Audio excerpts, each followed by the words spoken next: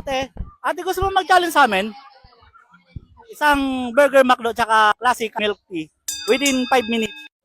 Pag naubos mo siya, bibigyan kita ng 500 pesos. Opo, kaya mo? Okay, okay, sige. Ano pong pangalan mo? Regine po lalaki. Jean, ready ka na? Timer starts now. 5 minutes. Relax lang. 4 minutes and 50 seconds. Tingnan natin kung mauubos niya. 4 minutes and 30 seconds. 4 minutes and 15 seconds. 3 minutes and 50 seconds. 3 minutes and 40 seconds.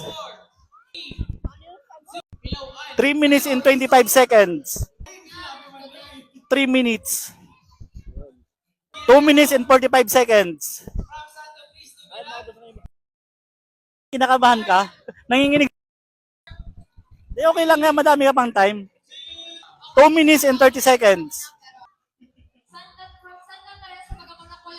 Meron ka pang 2 minutes and 15 seconds. 1 minute and 55 seconds. Ayan, ubos na yung burger. Milk tea na lang. 1 minute and 35 seconds.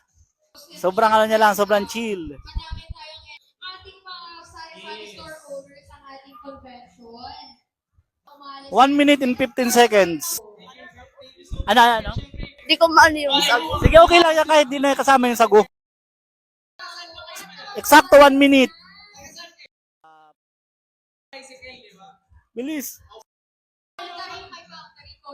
Sige. 40 seconds. Bilis, sayang. Sige, kaya mo yan. 35. 25. Ayan, nabos na. Okay. May natin siyang 16 seconds. Kumusta naman yung challenge? Stress. Pero masarap naman. So, dahil dyan, dahil naubos mo, ibibigay ko sa yung 500 pesos. Thank you. Salamat.